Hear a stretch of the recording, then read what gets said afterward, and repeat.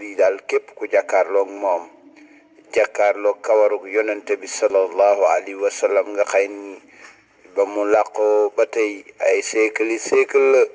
yoo xam ne si kenn xamul nu mu toll ci ay fan ak i bis yàlla def ñuy jàkkaarloowaat ak karawug ku tedd ki sallallahu alayhi wa sallam kon mbokk yi ñu ngi sant ñépp di ñaanal ñépp ci gis bi nga xam ni ànd nañ ko gis yàlla defal nu ci muy sunu sowe ci lépp loo xam ne si safaan bala muy sunu sokku xéewal muy suñu yokku lépp loo xam ne si gëmal nañ ko suñu boroom nangu gi nga xam ni moom la ñu nangu ni yàlla mooy suñu boroom dara bañ koo yàq dara bañ koo xajamal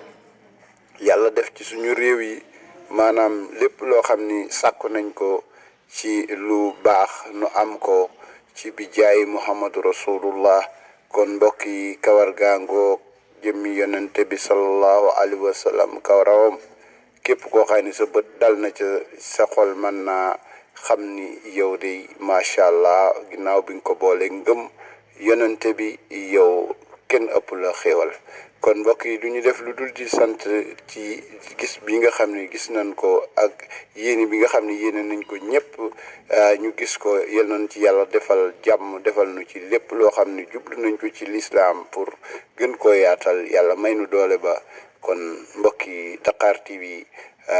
vidéo baa ngoog jërë ngeen jëf noo ngi leen di sant di leen gërëm yal nañ yàlla sant gërëm no macha